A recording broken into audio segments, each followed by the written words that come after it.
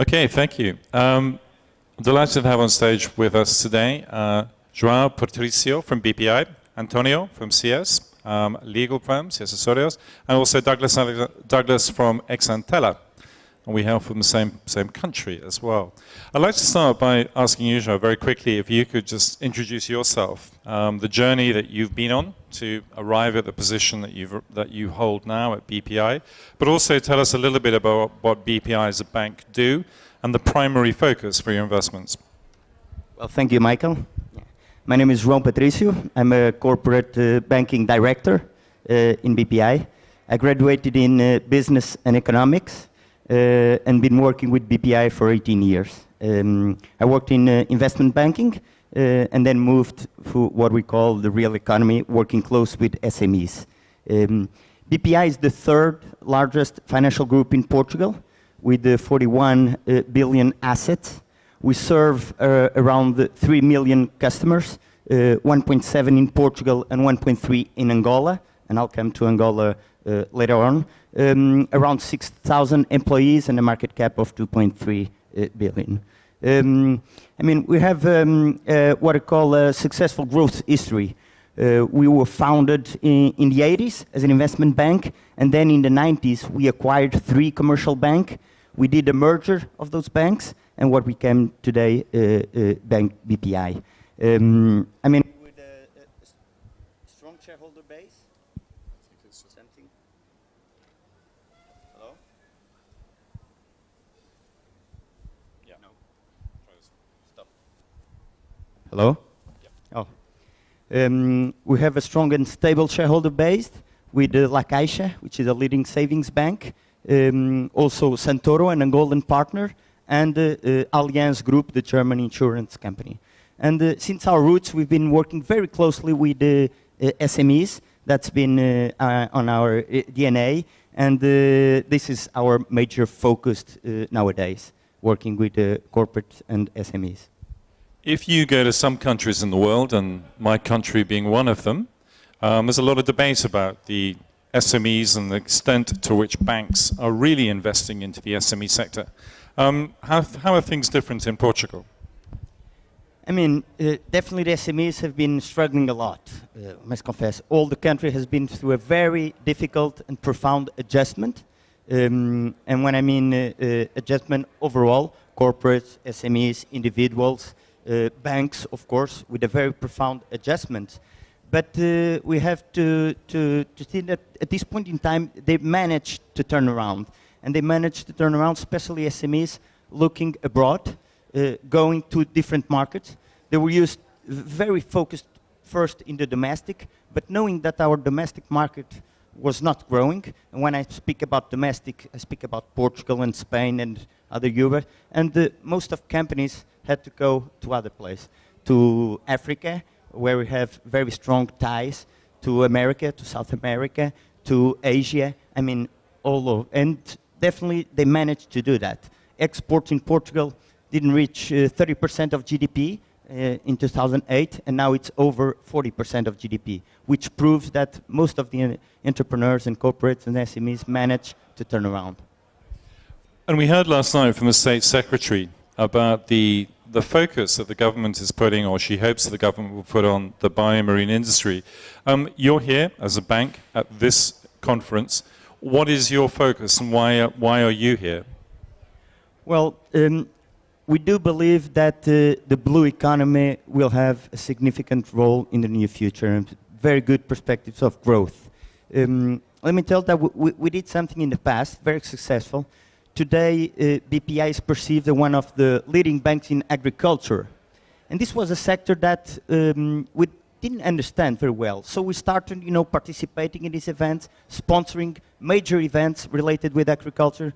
We talked a lot with the ministry, with the Secretary of State to understand. We talked a lot about the SMEs of the agricultural sector to understand their needs. And in the past years, we developed a lot of products, a lot of service, a lot of solutions tailor-made for these clients. And now we do have, and we are what we call the leader in that sector. We do believe that this blue economy will be. So we want to understand, and I think this is the first step. So we are sponsoring this event. We are proud to be sponsoring this event. We do already a lot of things with the blue economy, but with more traditional sectors of the blue economy: ports, maritime transport, ship repair and maintenance, tourism, of course, fishing industry. We have a lot of experience in that area. We are doing already a lot of things with the BioMarine, more biotech and aquaculture, but it's a learning process. And BPI is willing to learn, and that's why we are here, you know, to participate in all these panels and roundtables to learn more, understand better, and try to see if we can act with the solutions specific, tailor-made also for this sector. As a bank looking at the sector, particularly in Portugal, where do you see the specific challenges to growth going forward? In the banking, wow. Now, looking from the bank's perspective, looking at the blue economy, the biomarine sector, where do you see the challenges to growth going forward? Michael, I think it's important to understand that the bank normally comes in a little later stage. When we talk about biomarine projects, as the ones we've been seeing here, we do believe most of them are in the early stage. And in that early stage, there are other financing available, like, venture capital, private equity, and family and friends, of course, always available. But we do believe that banks come in a more later scale. So when they do become medium enterprise, small, medium enterprise to scale up. Banks, in any analysis, they want to look at, predictable and stable cash flows. And we know that on a startup, you don't have that. No. So it's good to see a little bit of track record, seeing that the product has a market there. And that's where the banks came in to support and help and to finance those projects. So. And on the personal level, if you were looking back at your career so far, if you had one piece of advice or learning that you would give to a young person about to move from university to their first job, from your experience, what would that piece of advice be? Let me see. Well, definitely in Portugal, as we are facing a very difficult problem concerning unemployment, especially young unemployment, definitely I would say to have an experience abroad. Most of them are doing. Some people said it's bad. I look at it in a positive way. I do believe it's an interesting experience, and they'll end up by coming back with that experience to help Portugal progress and growth. So definitely to go abroad, to have different experience in different sectors. When I started my career, it was normally going to a specific company and do the whole progress in that specific companies. Nowadays, I do believe that it's really important to have different experience in different sectors and have that international experience, for sure. Joe, thank you very much indeed. I'd like to turn now to Antonio, who's CEO of CS Associates. I wonder, Antonio, if you could just start by telling me a little bit about similar questions I put to your colleague, your journey to becoming CEO, and also what CS does as you're a legal firm, what you focus on, and what are your priorities? Okay. First of all, I have to say that I am not the CEO of the company. We are 10 CEOs. We are 10 partners, and it's a true partnership, and a traditional true partnership, although it's a very recent firm. So all of us are CEOs, which is good and bad. It's bad because sometimes we have a lot of inefficiencies coming out of that, but it's a real traditional partnership. Well, my background is I'm a tax lawyer. I've been a tax lawyer for 20 years now. 21 years, doesn't look like, but it's true. And you could give all of us some good advice, probably. And my background was quite international. So I was born and raised in Portugal, here in Lisbon. I studied half of my career in Spain, and then I lived in Brazil, in the UK, and in the US. So I practiced law. Most of my career was outside of Portugal. I worked for 17 years for a very big Spanish law firm, over 1,000 lawyers. That's the firm that I worked in abroad. And then I decided to come back to Portugal and start my own firm with my 9 partners. which has been a good experience. This firm is a very different firm from other firms in Portugal. We have some very typical characteristics. We have this partnership, a traditional partnership arrangement in which we don't have CEOs, one partner, one vote.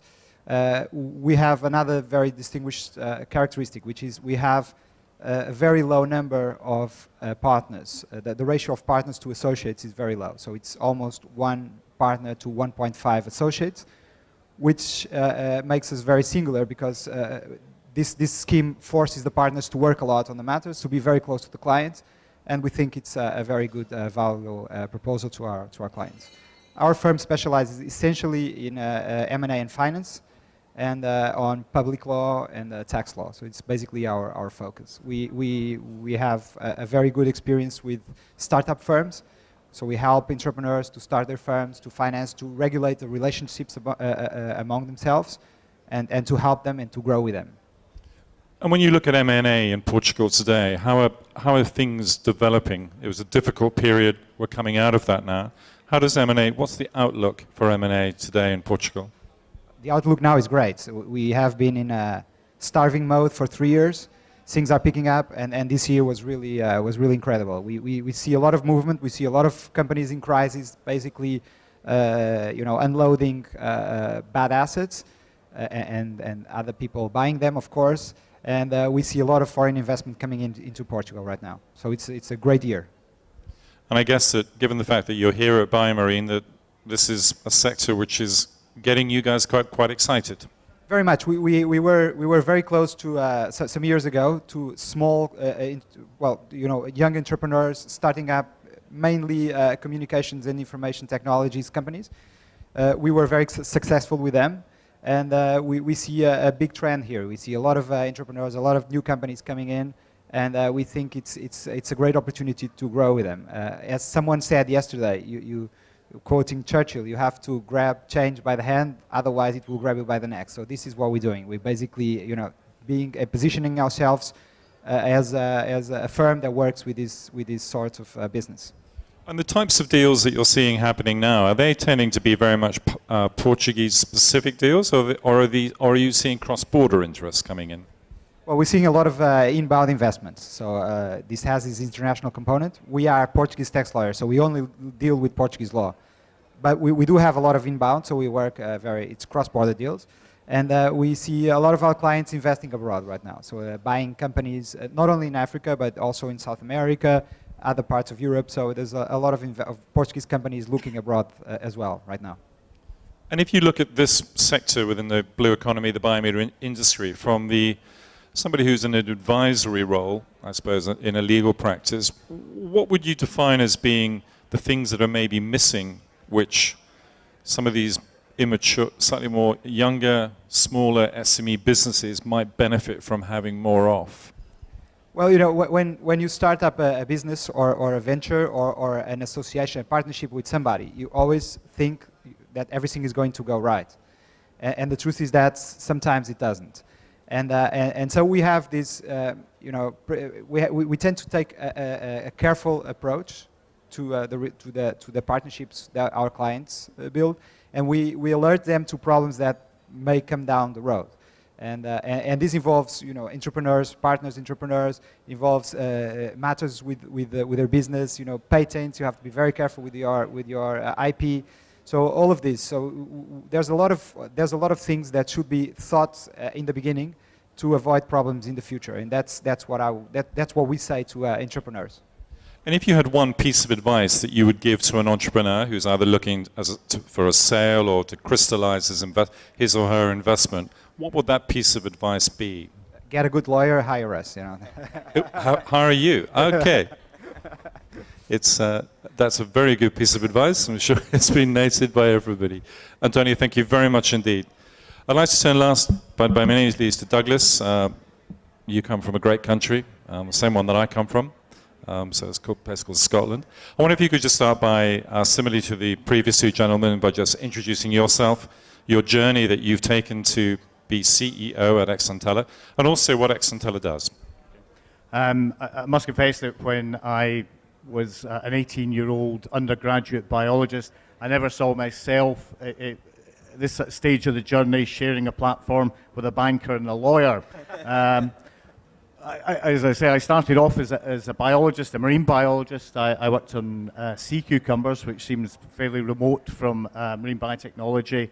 But as I went through my sort of postdoctoral career, I became more and more interested in applied biology, and eventually I ended up at what's now the Scottish Association for Marine Science, where I founded the Marine Biotechnology Group there. And then after about 10 years there, I decided I wanted to do something different. But because we enjoyed living where we do in the very beautiful part of Argyll, I decided to set up my first company, Integrin, which we then grew from a standing start to about 60 employees, a turnover about sort of 3 million euros before I exited that back in 2008. And then 2009, I was sort of thinking what to do next. So I decided to focus on microalgae, and then looking at what I thought was the most likely commercially successful areas for a company based in Scotland with sort of limited resources, and that made me focus on photobioreactor production and design.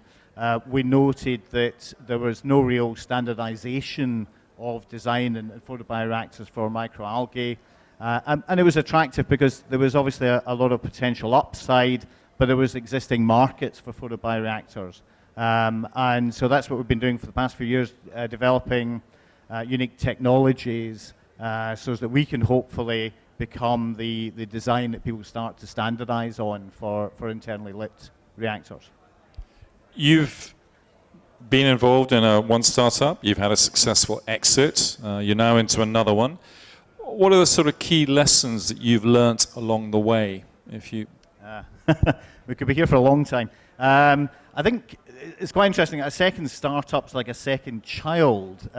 You learn from the mistakes that you made with the first child, and it's actually a much more relaxing activity than the first time round. And so you tend to ensure that you don't make the same mistakes that you did the first time round. And one of those is to have a lot more focus. I think when you start up a company, particularly if you've come from a scientific background, you tend to be interested in everything and try to do everything. And I think that's probably been the biggest lesson, is to ensure that there's focus. When I had my first company, as I say, we had lots of different income streams, and I was talking to my chairman, and who'd been very successful and made a lot of money in his career, and I asked him, how should we find focus? And he said, you should focus on what makes money. And again, that's very much the lesson that I've learned from it, that companies are there to make money, not to do research. Research is something you do to make money, and you must always be focused on that. So as you can afford expensive lawyers and get to the point where bankers will actually lend you some money at the point where you don't actually need it. But, banker bashing is always a good subject. It's always fun. If you had a group of young people out there in the audience, and we're seeing, we've seen it happen in a lot of countries in Western Europe and the developed world where post the crash, young people increasingly thinking about becoming entrepreneurs and starting their own companies. What is the one piece of advice you would give to them? Well, actually, it was a completely different piece of advice from what I've heard everybody else say, and that is I would go and work for another company first. I wouldn't try and set up a company straight out from being a graduate. I think it's extremely useful when it comes to raising money if you have a bit of a credible background. Everybody has good ideas. There's plenty of good ideas out there, particularly technical ideas. Building a successful business is more difficult, and it's more specialist, and it's good to have the experience of being in other companies, see how they do things, see what they do wrong, and then get a bit of money behind you before just sort of trying to set out on that journey. You're into your second business now, so some would say you're a glutton for punishment. What's the passion that drives you to keep thinking about new ideas and going into new businesses? It's a lot of fun. I mean, building something from scratch particularly, I think is both challenging yeah, it keeps you alert. Every day is a very different day from the one before. So there's no routine. I'm the sort of guy who likes the sort of bigger vision, sort of trying to see where you could take a company to, dealing with the sort of strategic aspects of it. You don't have a boss, which is a great thing about being the boss of a company. You don't have a boss. Well, other than the wife, of course, but that's a different thing. So that sense of freedom is great, but also the responsibility. I mean, it's great to form a company and start taking on employees and to have the responsibility of paying them at the end of every month. And that feels good. And you're also making things. I think talking to a lot of scientists, they're often quite envious because you're in a position where you make things and they often see that their research is not, it's fun to do, but it's not actually leading to something concrete. And that's one of the great joys of having a company. And you used the word vision. If you look 5 years hence, crystal ball time, how do you expect your company to look like in 5 years' time? Well, it would be great if we got to a position where I was then having expensive lawyers, and we're selling it to a much larger company for a considerable amount of money.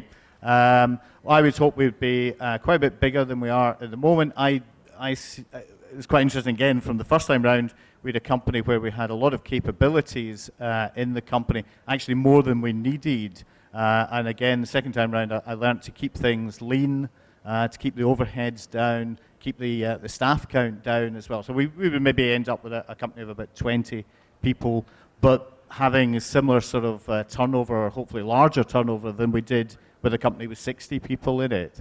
So there's a lot more value in the company. But yeah, I'd be looking to make another exit between sort of 5 and 10 years once we've built value in the company. Wonderful, thank you. João, Antonio, and Douglas, thank you very much indeed.